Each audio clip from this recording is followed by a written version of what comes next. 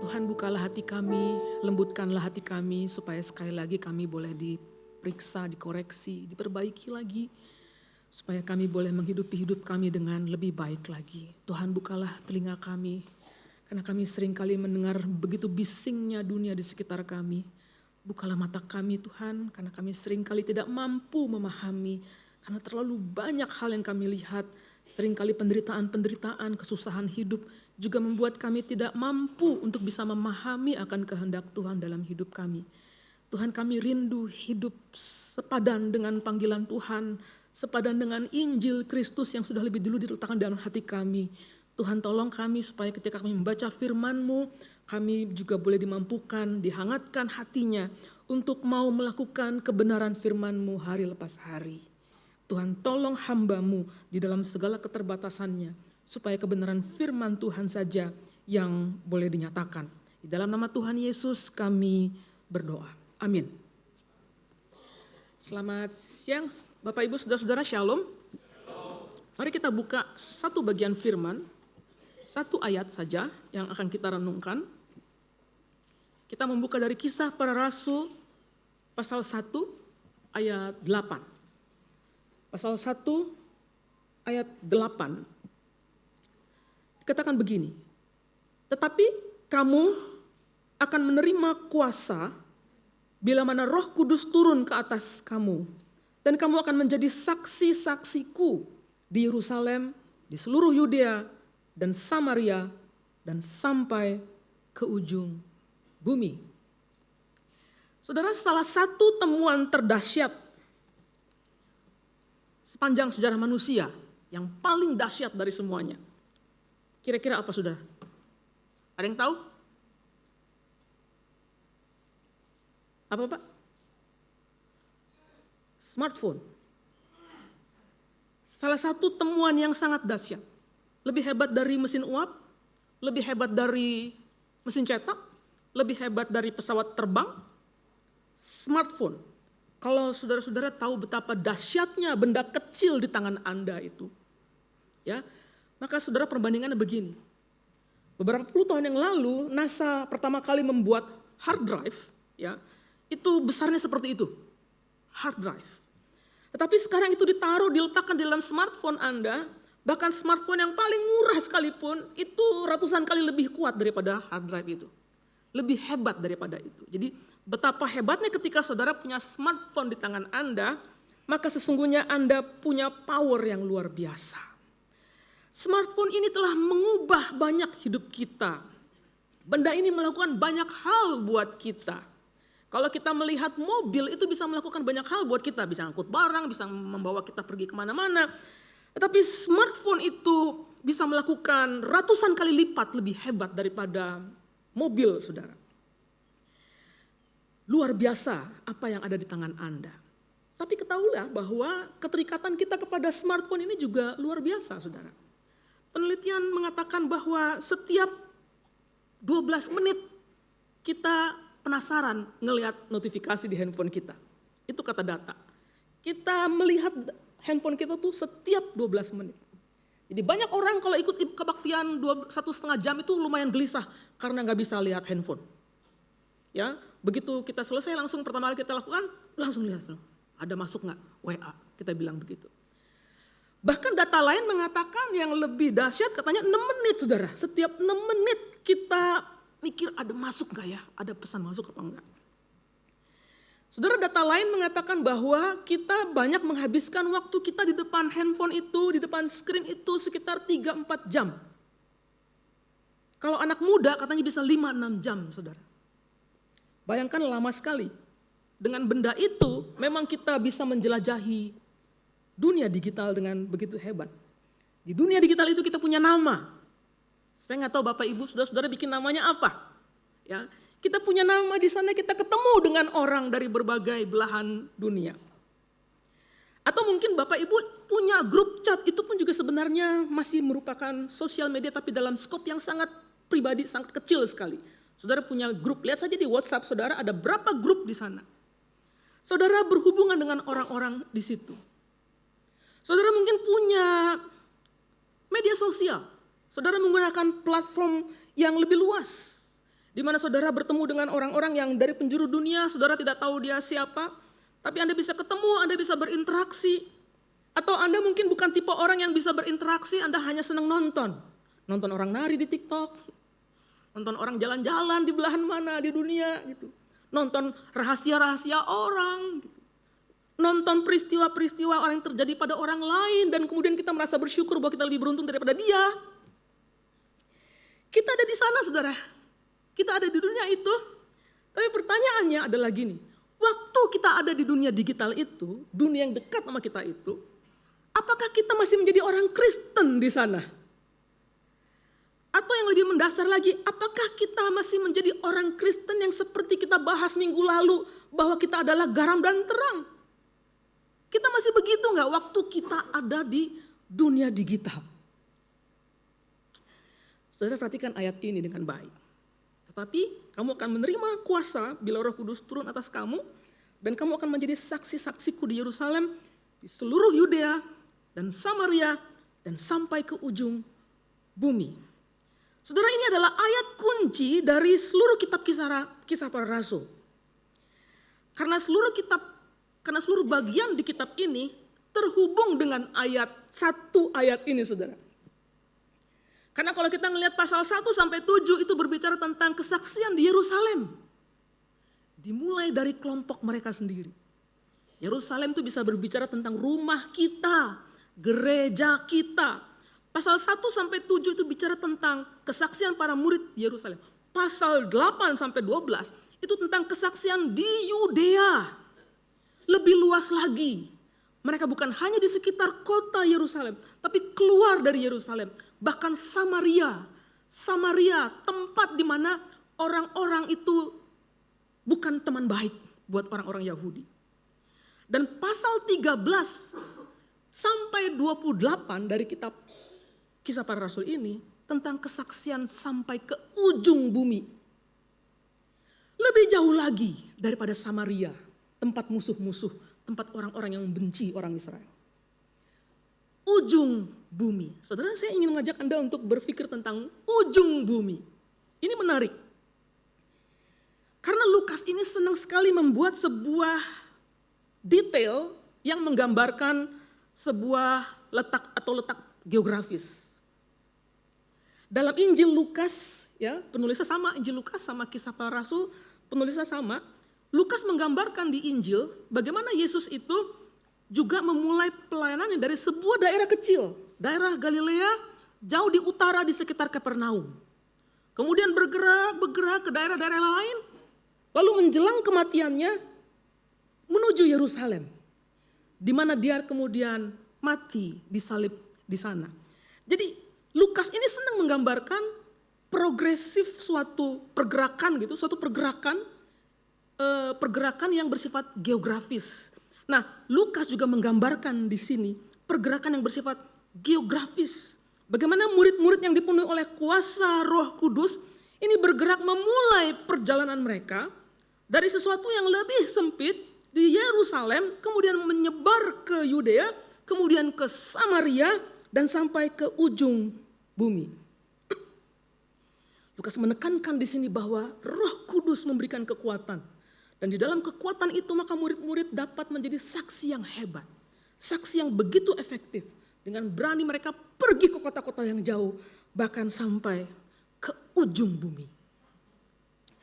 Saudara, Lukas menggunakan kata ujung bumi ini bukanlah sekadar kiasan. Ini bukan sekedar kiasan puitis. Maka untuk memahami pikirannya Lukas ini mungkin kita perlu melihat makna ujung bumi ini dari bagian lain di dalam Alkitab. Maka kita ketemu di Ulangan pasal 28 ayat 49 dan 50. Kita ketemu dengan kata ujung bumi di sana. Saudara dengarkan ini. Tuhan akan mendatangkan kepadamu suatu bangsa dari jauh, dari ujung bumi. Bangsa itu seperti Raja Wali yang menyambar dan bahasanya tidak kamu mengerti. Bangsa itu garang mukanya, tidak menghiraukan orang yang tua dan tidak mengasihi anak-anak. Jadi saudara, ketika itu Musa memperingatkan ketika mereka hampir masuk ke tanah perjanjian. Musa memperingatkan bangsa Israel supaya mereka itu setia memegang perjanjian mereka dengan Allah. kalau mereka gagal memegang perjanjian dengan Allah itu, maka akan datang bangsa dari jauh, yaitu dari ujung bumi. Datangnya dengan cara yang tidak menyenangkan, menyambar seperti burung Raja Wali untuk menghukum mereka. Dan secara historis, bangsa-bangsa yang kemudian datang menyambar mereka, menindas mereka, membuat mereka menderita, itu adalah bangsa-bangsa seperti Asyur, bangsa Babel, bangsa Yunani.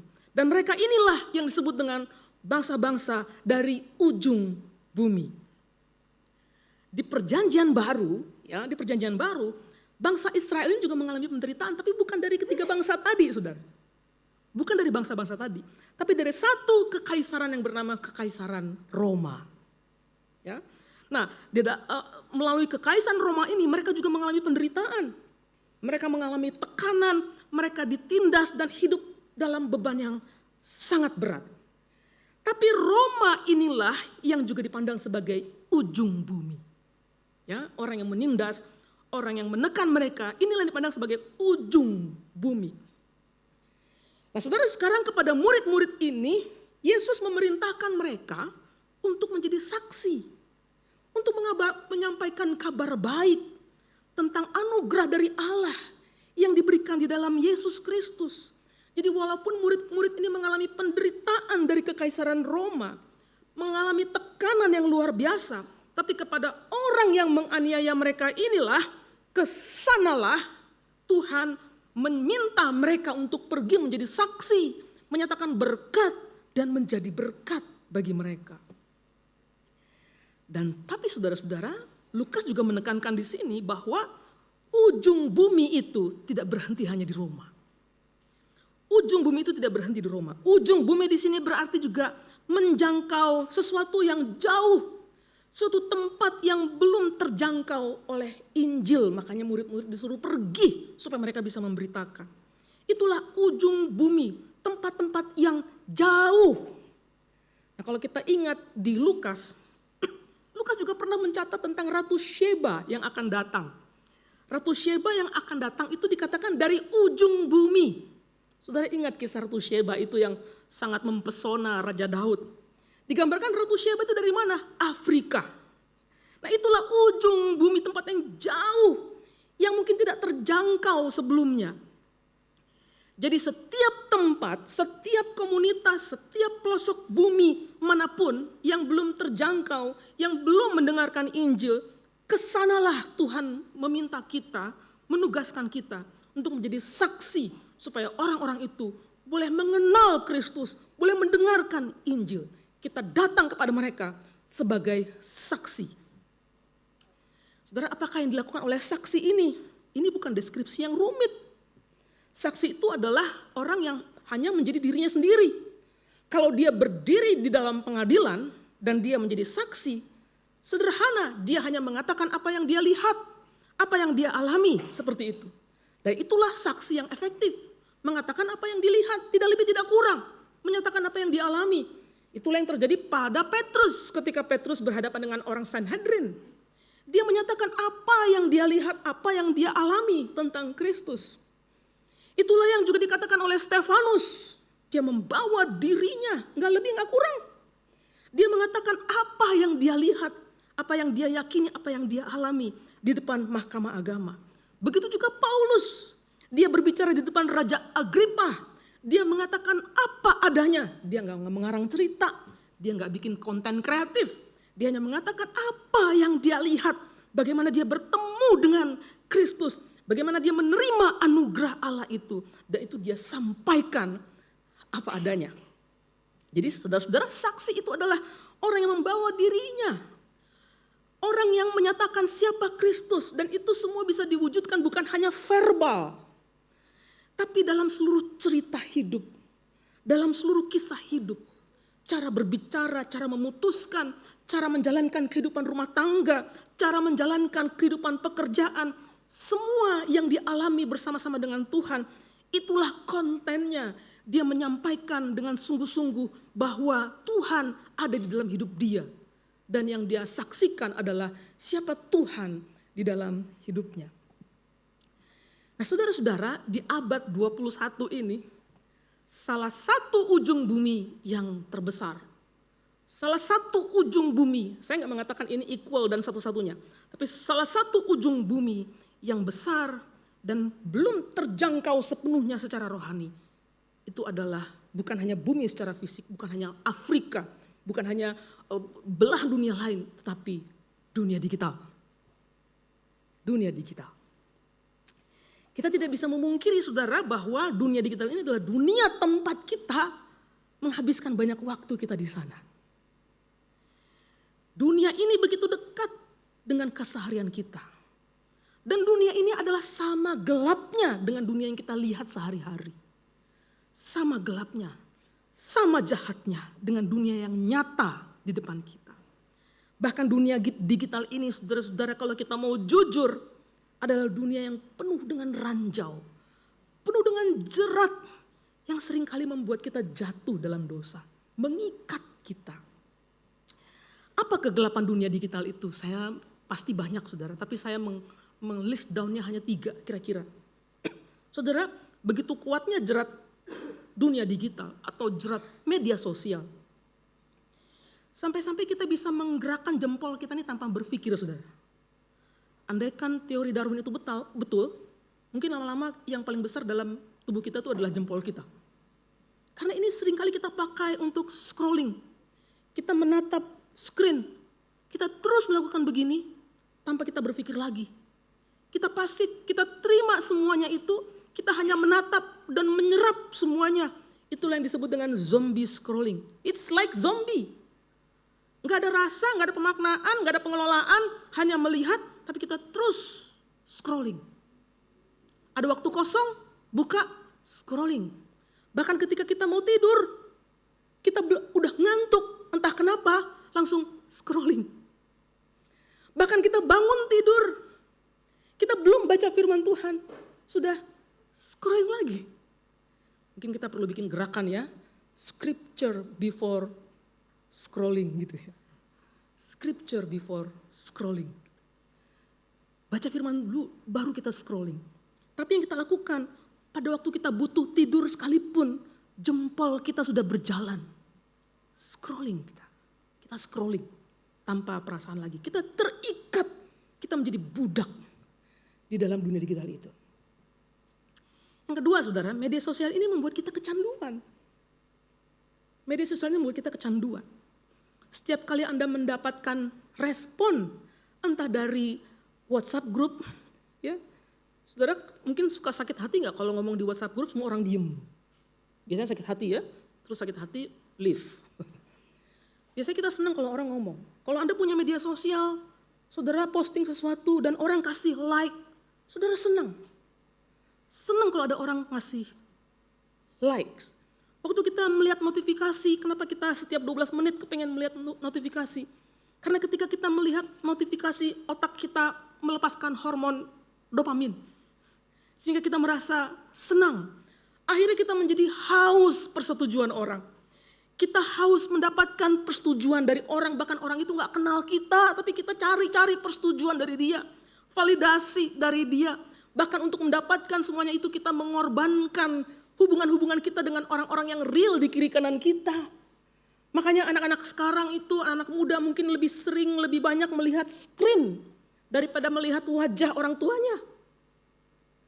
Atau jangan-jangan kita juga lebih sering melihat screen daripada melihat pasangan kita. Saking kita candunya, kita mengorbankan hubungan kita dengan orang-orang lain. Itulah kegelapannya dunia digital, saudara.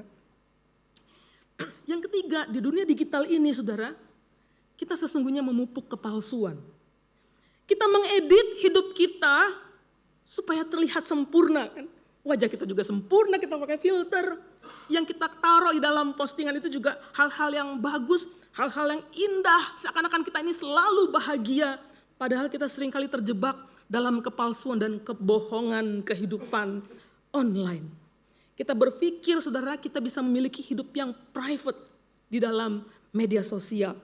Kita lupa bahwa di hadapan Tuhan gak ada itu private, public. Karena Tuhan bisa melihat semuanya. Saudara tahu gak anak-anak muda tuh seringkali punya 2 akun media sosial. Bukan begitu teman-teman anak muda? Satu yang benar pakai nama Astri Sinaga. Gitu. Yang satu lagi dia pakai nama yang lain. Yang gak jelas. Misalnya Bebek Bahagia gitu. Apalah itu? Yang satu untuk benar-benar dengan rela dia membiarkan orang lain tahu bahwa itu adalah akun dia. Yang satu dia pakai untuk bisa menjadi orang lain. Supaya dia bisa ngintip apa yang terjadi pada orang lain. Atau mungkin supaya dia bisa menyampaikan kata-kata yang tajam. Supaya dia bisa memberikan hal-hal yang dia tidak bisa lakukan kalau itu dirinya sendiri. Takut ketahuan sama orang gereja. Atau lebih jauh lagi supaya dia bisa scrolling hal-hal yang bersifat pornografi. Tahukah saudara 1 dari 4 anak-anak muda itu terpapar pornografi. Dan bisa jadi itu adalah anak-anak bapak ibu yang ada di rumah. Penelitian ini bukan tentang anak-anak muda secara umum. Tapi yang saya pernah lakukan adalah anak gereja. Yang pelayanan. Yang mengaku kenal Kristus. Tapi juga terpapar pornografi. Semakin dia scrolling, algoritmanya terbaca. Makin banyak informasi yang masuk ke dia. Saudara, sungguh di hadapan Tuhan semuanya jelas. Enggak ada akun palsu, akun beneran. Tidak ada privasi publik, tidak ada. Tuhan tahu apa yang kita ketik. Tuhan tahu apa yang kita posting. Tuhan tahu setiap gambar yang kita intip, yang kita lihat, yang kita tatap. Itu semua terjadi di hadapan Allah. Tidak ada privasi sejati di dunia digital. Karena Tuhan melihat semuanya. Bapak ibu saudara-saudara, dunia digital ini penuh dengan individu-individu yang kesepian. Orang-orang yang cemas. Orang-orang yang mencari validasi. Orang-orang yang berjuang mendapatkan pemujaan diri. Demi untuk menutupi kekosongan hatinya. Mereka adalah orang-orang yang tersesat. Tersesat di ujung bumi. Kepada dunia yang seperti inilah Kisah Para Rasul 1 ayat 8 itu juga bicara. Waktu itu belum ada internet, gak ada hard drive. Tapi sekarang kita tahu ujung bumi itu bukan hanya bersifat fisik, tapi ujung bumi itu juga adalah dunia digital. Kesanalah juga Tuhan ingin kita semua menjadi saksi Kristus di tempat itu. Dia mengatakan, kamu akan menjadi saksiku. Saudara, kata saksi dalam bahasa Yunani adalah martus, yang artinya orang yang melihat langsung. Orang yang melihat langsung suatu peristiwa dan memberikan kesaksian tentang apa yang dia lihat, yang dia alami. Kalau kita tahu kata martir, itu memiliki akar kata yang sama. Martir kita tahu biasanya orang yang mati. Dia mau mati bahkan untuk mengatakan kesaksian itu. Jadi walaupun ganjarannya adalah nyawanya, dia tetap mengatakan apa yang dia lihat dan apa yang dia alami tentang Tuhan. Jadi seorang saksi itu bertugas menyatakan kebenaran. Menyatakan kebenaran tentang apa yang dia alami. Bapak, Ibu, Saudara-saudara, engkau tidak perlu menjadi sarjana teologi untuk menjadi saksi. Engkau tidak perlu mengetahui semua dogma untuk menjadi saksi. Enggak demikian. Engkau hanya adalah orang-orang yang sudah mengalami Kristus. Setiap orang yang mengalami Kristus, orang yang sudah mengaku Kristus sebagai juru selamat di dalam hidupnya, dia punya cerita, dia punya kisah untuk dibagikan kepada orang lain. Dialah saksi. Dialah saksi. Bagaimana kita dapat menjadi saksi dalam dunia digital ini, saudara? Itu kan tema kita. Ya. Bagaimana kita bisa menjadi saksi di dunia digital ini? Saya akan memberikan beberapa hal yang bersifat sangat praktis sekali, saudara. Pertama, mari kita menyadari begini. Di dunia digital itu, waktu saudara masuk, entah saudara ada di WhatsApp grup yang sempit, yang hanya ada 20 orang teman-teman saudara, yang ada dari luar kota dan sebagainya. Atau saudara ada di media sosial dengan akun saudara. Sesungguhnya waktu saudara melihat screen itu, warna-warna itu, saudara sebenarnya kita sedang berhadapan dengan manusia. Makanya ada istilah pixel is the human. Pixel is human. Yang kita lihat itu sebenarnya adalah ada manusia di sana. Ada manusia semua di sana. Di balik akun itu, di balik foto profil itu, ada jiwa yang diciptakan menurut gambar dan rupa Allah yang merindukan untuk mengenal Kristus. Yang kepadanya kita harus mengabarkan Injil juga. Saudara, saat kita berinteraksi di media sosial, di sana kita juga sedang menyatakan iman percaya kita. Maka coba tanyakan pada diri kita masing-masing, Bapak Ibu, saudara-saudara sekalian.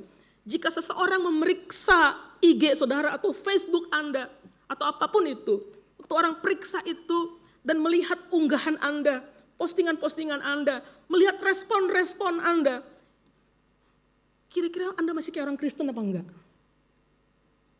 Kira-kira orang bisa merasakan bahwa Anda orang Kristen? Atau karakter digital kita itu betul-betul mirip seperti orang dunia?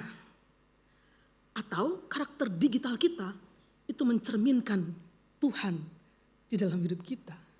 Oh, berarti kita gak boleh sembarangan merespon di dalam media sosial.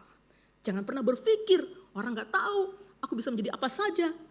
Tidak ada privasi di dalam dunia digital di hadapan Tuhan. Yang kedua, saudara, jadilah saluran berkat.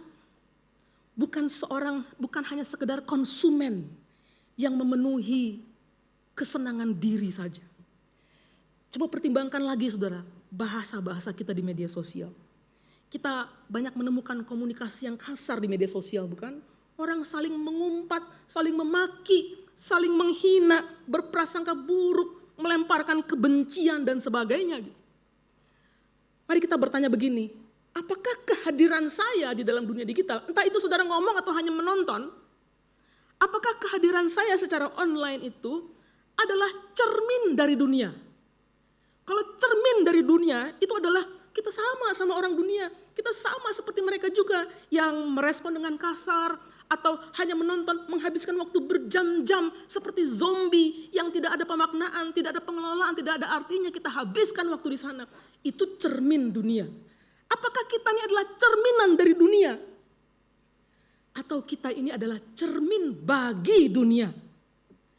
Cermin bagi dunia adalah waktu kita di sana kita mencerminkan Tuhan. Kita kasih tahu sama dunia itu bahwa hey, ada bahasa yang baik. Hey, ada penghormatan yang benar di dalam komunikasi. Hey, ada pengharapan yang sejati di dalam Kristus. Ada kabar yang mengembirakan. Ada kabar tentang kebenaran Tuhan. Ada anugerah yang disediakan oleh Allah bagi semua orang di ujung bumi ini yang sedang mencari kedamaian di dalam hati mereka.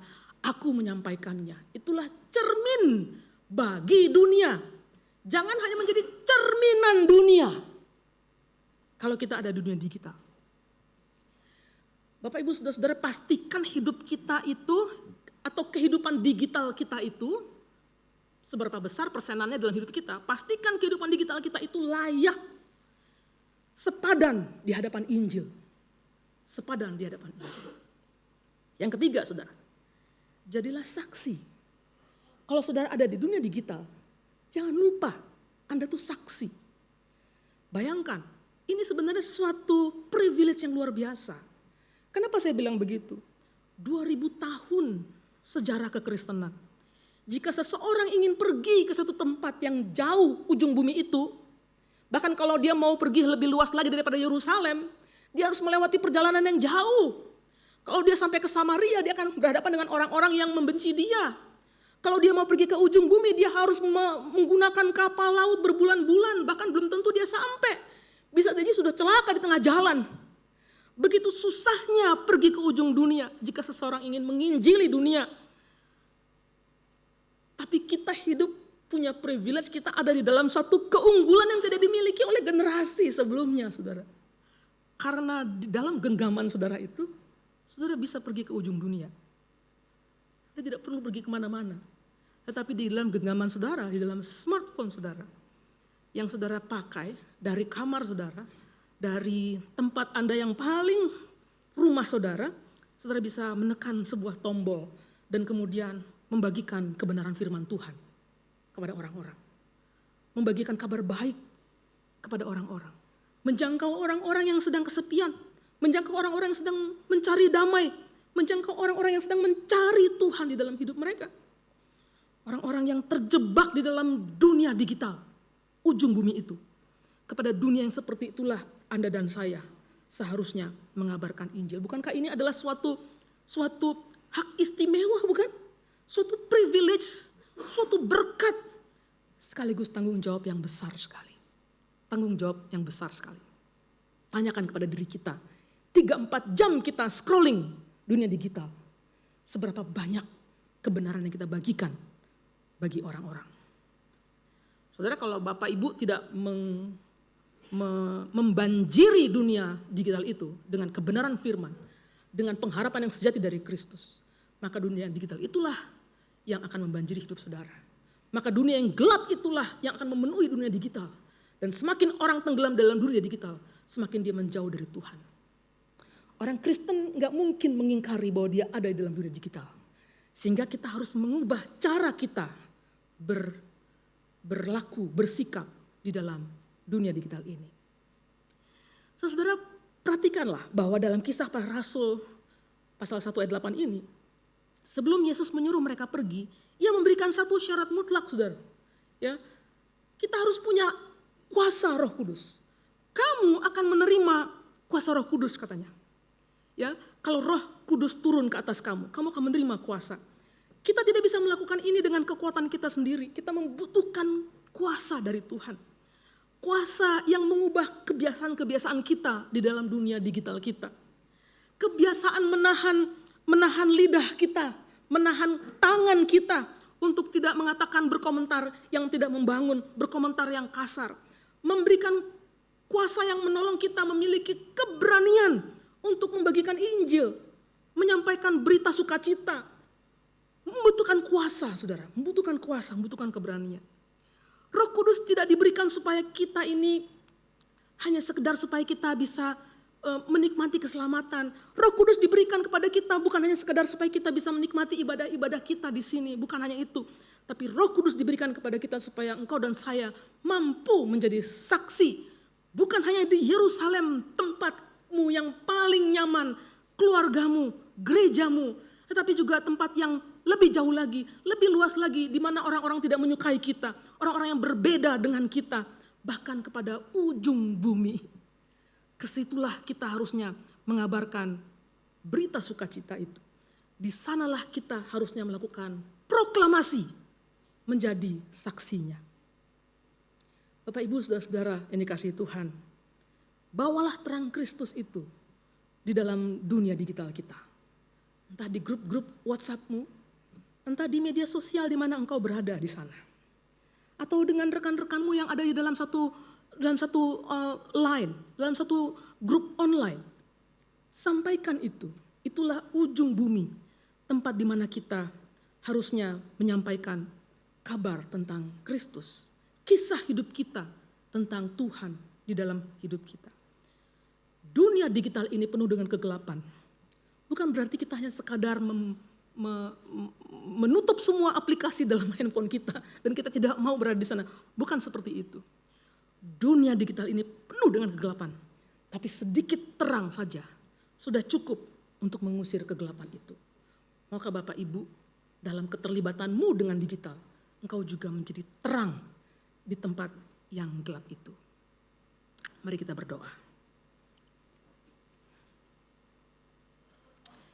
Tuhan, ampuni kami karena kami sering membuang-buang waktu berada di dunia digital tanpa punya pemaknaan, tanpa punya pengelolaan, bahkan melupakan siapa jati diri kami sebagai saksi Kristus.